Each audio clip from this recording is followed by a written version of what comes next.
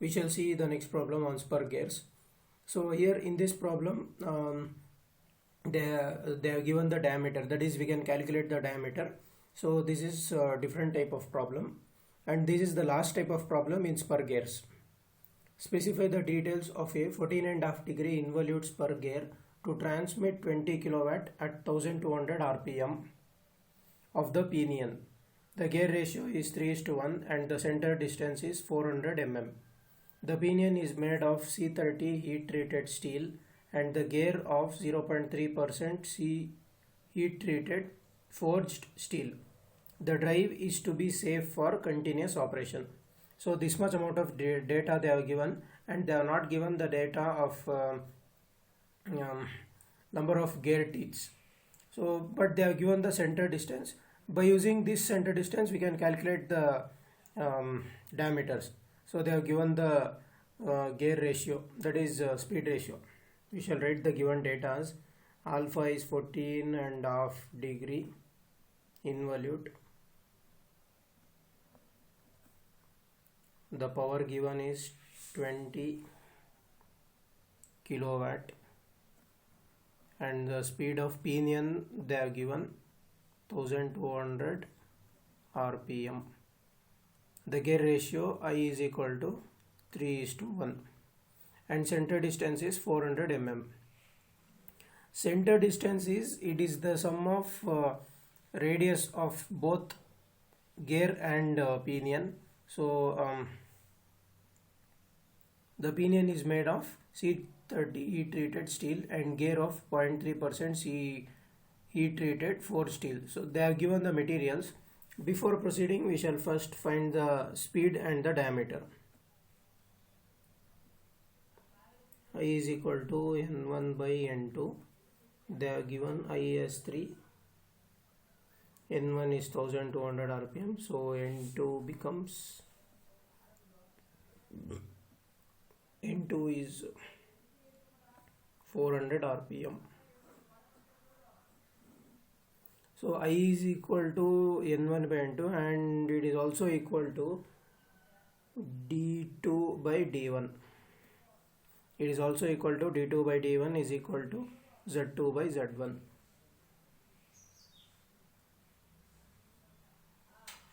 So here from this equation D2 is equal to 3 into D1 I can write here. D2 is equal to 3 into D1. Here I is 3, I can multiply I 3 into D1. D1 is equal to D2. So that is what I have written, D2 is equal to 3 into D1. Now in question they have given the center distance is 400 mm. So this center distance is it is the sum of radius of pinion and gear. So we can write center distance 400 is equal to D1 plus D2 divided by 2.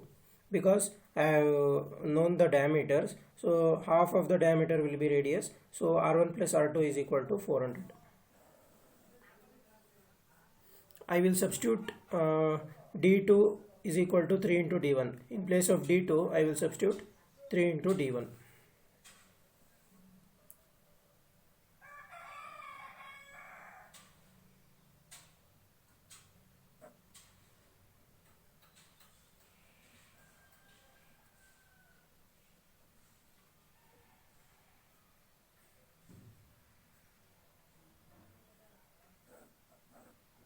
So I will get the value of D1 as 200 mm. Now I will find the value of D2. D2 is equal to 3 into D1.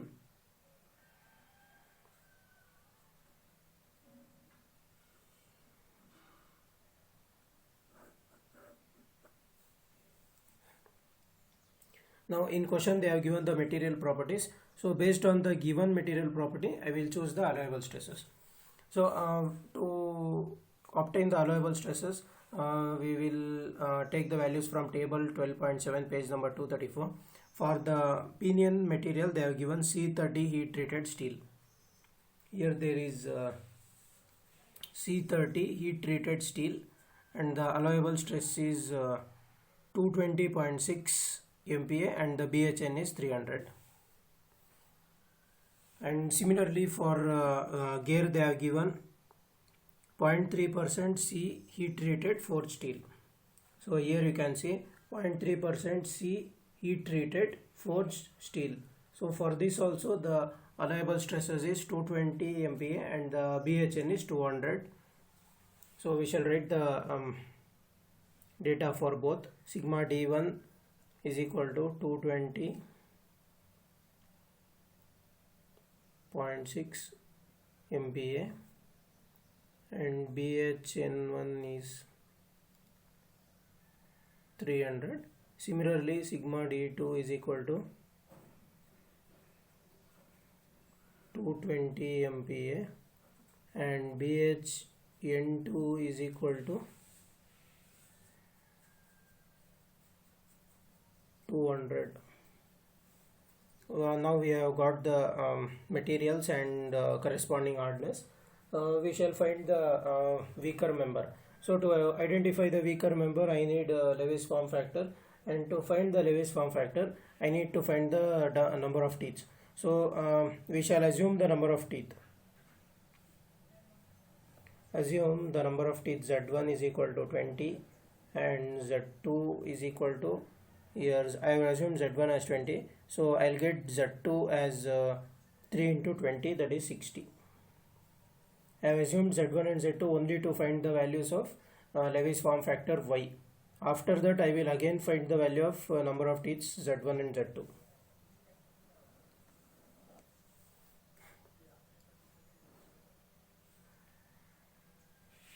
Now to find the value of Y, we have to take the equation for 14.5 degree involute system. So from the table for Y 14.5 degree involute system, the equation is 12.5C, page number 204.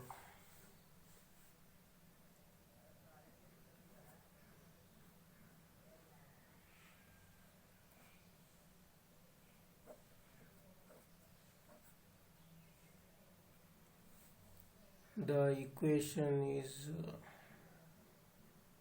12.5C, page number 204.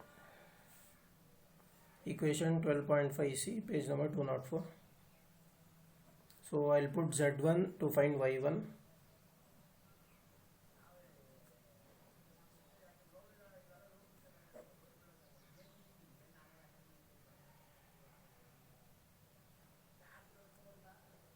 The value of Z1 I have assumed as 20.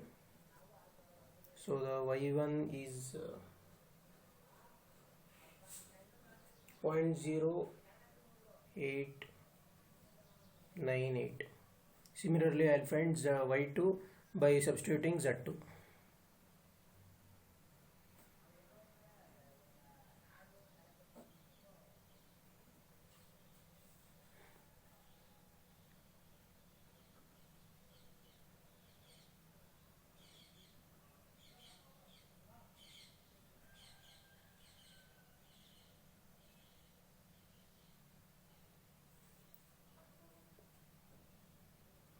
Now we'll find sigma D1 Y1 is equal to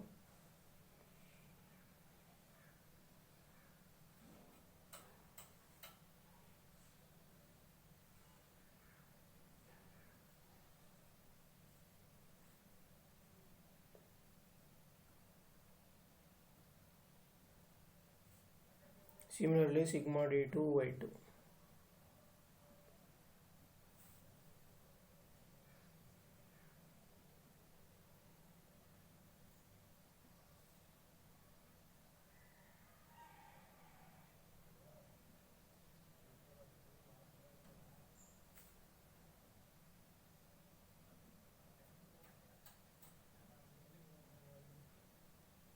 So now identifying the weaker part, we can clearly say that the form factor for pinion is less and design is based on weaker member. So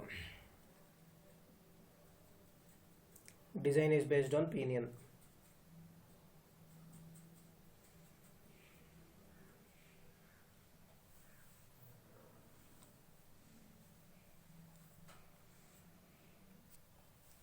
Next we will find the module. To find the module, till now problems we had considering this equation, because they had given the value of z, but in this problem they have not given the value of z, but they have given the value of diameter.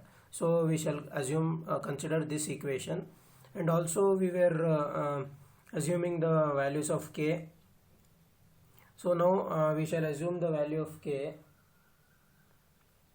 but in this equation there is no value of k, so no need to assume any values. M is equal to square root of ft divided by sigma d cv k y. This is equation 12.5b, page number 204. So in this equation we have to find the value of ft, cv, k, y. First we shall find the value of velocity pi dn by 60. Since the design is based on linear, this is d1 n1. The value of d1 is 200 and n1 is 1200 divided by 60 into 10 power 3. This 10 power 3 I am using to convert the value of diameter into meter. It is in mm, I am converting it to meters, so that I'll get the value of velocity in meter per second. 12.57 meters per second. So this is the value of velocity I'll get. Next we'll find the value of CV. Based on the velocity we shall find the value of CV. So for up to 13 meter per second, this formula, we have got the velocity as 12 meter per second, so we can consider this equation 12.6b, page number 205.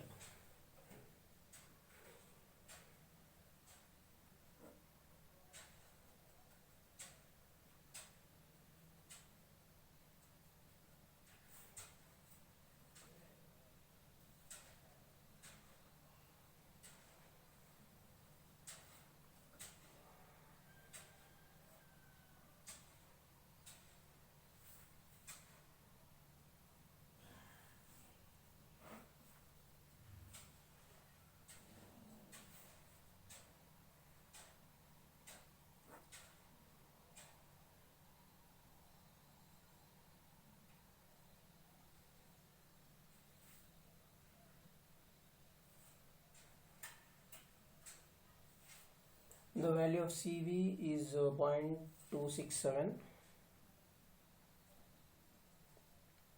The value of CV is 0.267.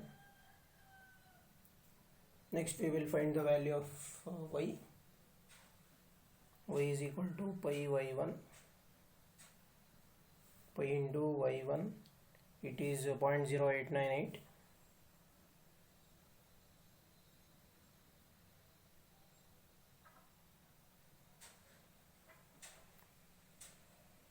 So we'll write the value as it is, 0.0898 pi.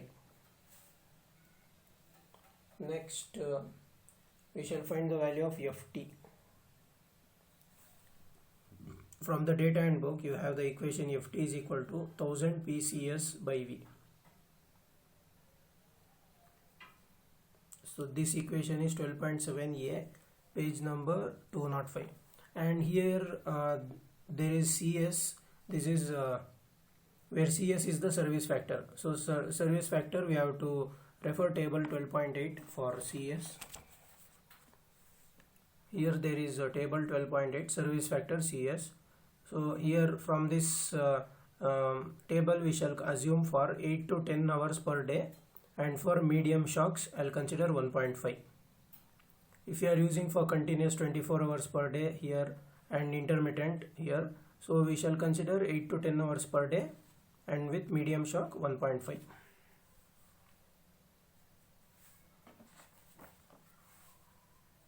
Ft is equal to 1000 pcs by v. Equation 12.7a, page number 205.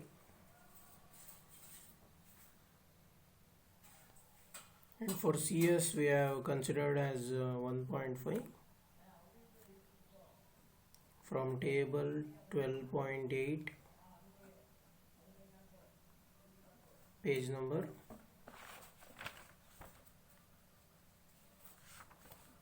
235.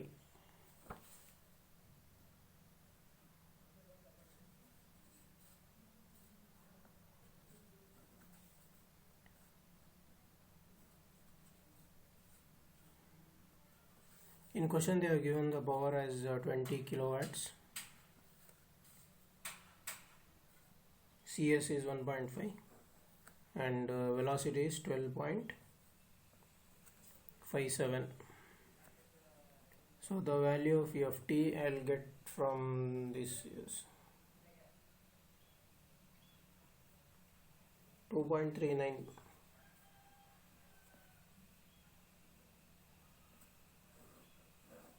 Ft 2.39 kilonewton. Now I have all the values. I can substitute the values to find the value of module. Module M is equal to square root of Ft is 2.39 into 10 power 3 divided by sigma d is 220.6,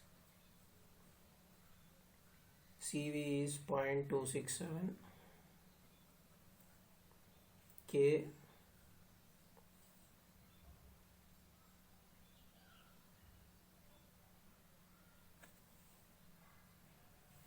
we shall assume the value of K as 10 and the value of Y is 0.0898 pi.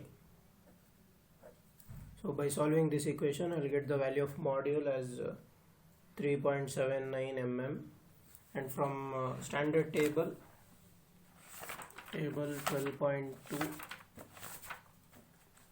from table 12.2 page number 229 we have standard values for module. So I have got the value as 3.79. I'll consider in preferred first row I'll consider 5 because usually we shall take larger value of module, because otherwise we will get the value of allowable stresses less than the given value. So in previous problem we had done repeat for higher module, so we shall take 5, the value of module as 5 mm.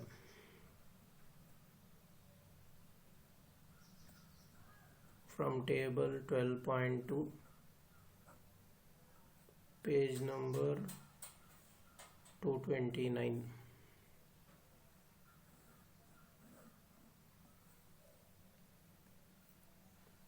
Now since I have found out the value of module, I can find the value of number of teeth. Now d is equal to mz d1 z1.